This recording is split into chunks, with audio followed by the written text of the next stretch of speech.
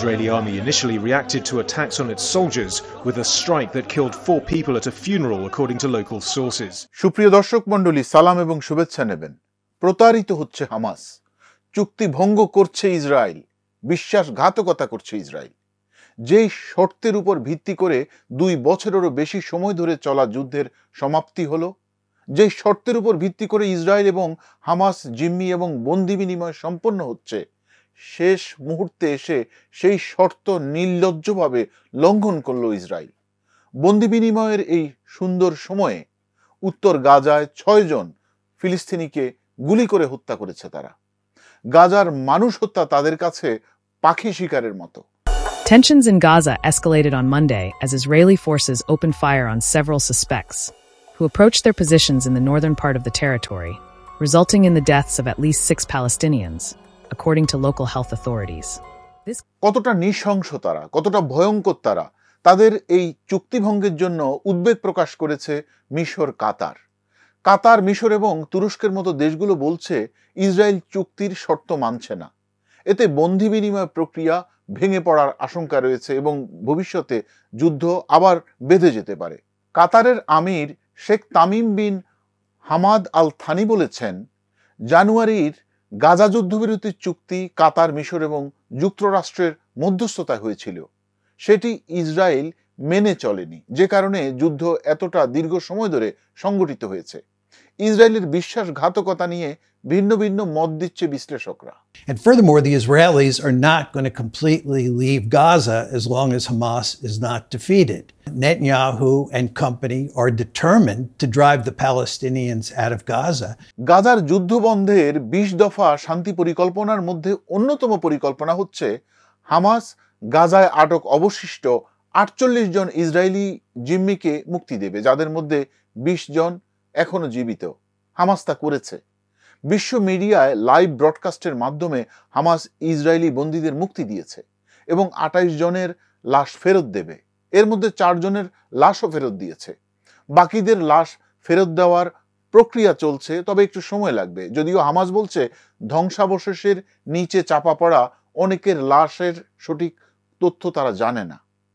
এর বিনিময়ে ইসরায়েল আজীবন কারাদণ্ড প্রাপ্ত 250 জন ফিলিস্তিনি বন্দী এবং যুদ্ধ শুরুর পর থেকে আটক 1700 জন গাজাবাসীকে মুক্তি দেবে।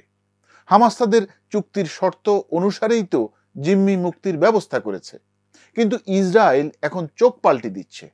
তারা অন্তত 5 জন যুদ্ধবন্দীকে মুক্তি না দেওয়ার বাহানা করছে। অথচ চুক্তির আগে তো তারা বলেনি হামাস এবং ফাতার স্বাধীনতাকামী বহু বছর ধরে ইসরায়েলে কারাগারে আটক এই সকল নেতাদের তারা মুক্তি দেবে না। এবং এই 5 জনের মধ্যে আছেন ফিলিস্তিনের মানুষের কাছে অত্যন্ত জনপ্রিয় এবং সম্মানিত ফিলিস্তিনের নেলসন ম্যান্ডেলা খ্যাত Marwan Barghouti. Everybody in this world knows that Marwan Barghouti is fighting for peace. I am a peaceman. প্রায় 20 বছরেরও বেশি সময় ধরে স্বাধীনতাকামী এই নেতাকে সন্ত্রাসী আখ্যা দিয়ে অন্যায়ভাবে কারাবন্দী করে রেখেছে ইসরায়েল। ইসরায়েল এবং ফিলিস্তিনের শান্তি ফিরাতে অহিংস আন্দোলন করে আসছেন তিনি। দ্বিতীয় ইন্তিফাদার সময়ে কয়েকটি হত্যা এবং হামলার সঙ্গে যুক্ত থাকার অভিযোগে তাকে কারাদণ্ড দেয়া হয়, অথচ এই অভিযোগ ছিল সম্পূর্ণ মিথ্যা। এতে আরো আছেন আহমদ সাতাদাত, ইব্রাহিম হামেদ, আব্বাস আল সায়েদ এবং Abdullah Barghouti. During the 2 years of genocide, Israeli forces detained and disappeared dozens of doctors and medical workers from hospitals across Gaza. এবারের যুদ্ধ চলাকালীন সময়ে ইসরায়েল বিভিন্ন হাসপাতাল ধ্বংস করেছে গাজায়। দেশ বিদেশের অসংখ্য ডাক্তার এবং চিকিৎসা সেবকদের নৃশংসভাবে তারা হত্যা করেছে। মানবাধিকার সংস্থাগুলোর হিসেব মোতাবেক 88 জন ডাক্তার, শতাধিক নার্স এবং অসংখ্য প্যারামেডিককে আটক করে রেখেছে ইসরায়েলের জেলে। তাদের মুক্তির সঠিক হিসেব এখনো পাওয়া যায়নি। ইসরায়েলের এই বিশ্বাসঘাতকতা নীরবে মেনে নিচ্ছে স্বাধীনতাকামী হামাস। এর কারণ হচ্ছে অনেক সময় একজন আহত মানুষ নিজের জীবন বাঁচাতে হাত কাটায় আপত্তি করে না। ইসরায়েলের নৃশংস হত্যাযজ্ঞ থামাতে অনেক কিছুই মেনে নিচ্ছে হামাস সদস্যরা।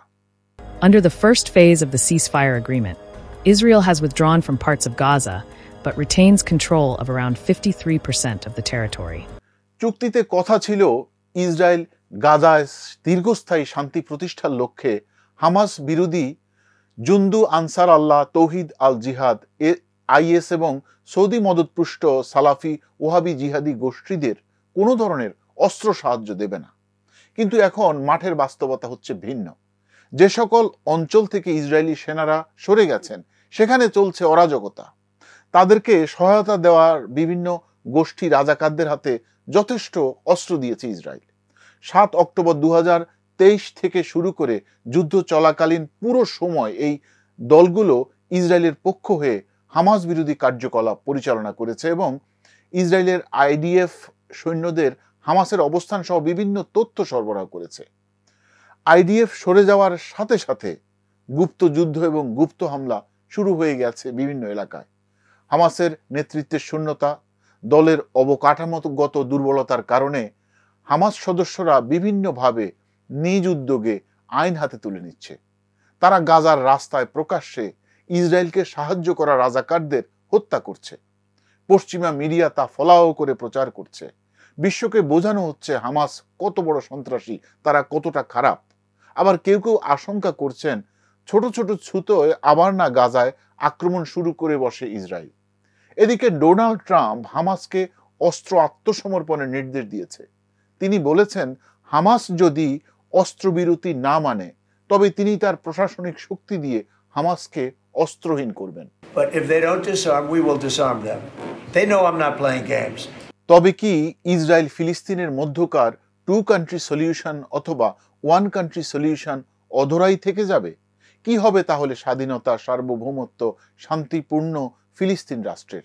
যুদ্ধবিরতি হলেও এখনো তো গাজার অর্ধেকের বেশি অঞ্চল ইসরায়েলিদের দখলেই আছে। গাজার এই অঞ্চল থেকে কবে সরে যাবে ইসরায়েলি সৈন্যরা? নাকি ওয়েস্ট ব্যাংকের মতো এখানে এখন বসতি স্থাপন হবে, নতুন সেটেলার, নতুন মেহমানরা আসবেন?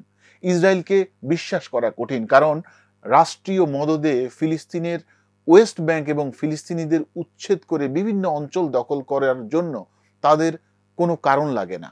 আর এখন গাজা দখল করা অথবা দখলে রাখার জন্য তাদের তো হাজারো কারণ আছে।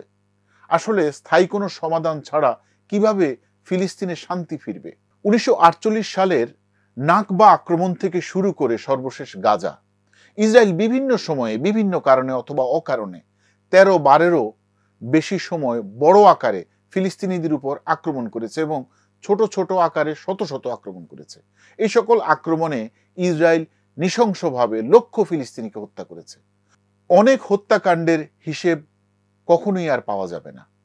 জাতিসংঘের মানবাধিকার দপ্তরের হিসেব অনুযায়ী শুধুমাত্র 2023 থেকে 25 সালের মধ্যে ইসরায়েল 35,000 বারেরও বেশি বিমান হামলা চালিয়েছে গাজায়। এখন ডোনাল্ড ট্রাম্পের এই দুর্বল যুদ্ধবিরতি চুক্তি কতদিন টিকে থাকবে তা এখন দেখার বিষয়। যদিও এরই মধ্যে ইসরায়েল ট্রাম্পের সাথেও বিশ্বাসঘাতকতা করে যুদ্ধবিরতির এই শর্তগুলোকে লঙ্ঘন করেছে। তারপরও এখন ট্রাম্পের হাতেই শান্তির ট্রাম্প কার্ড। ভালো থাকবেন, সুস্থ থাকবেন। ধন্যবাদ।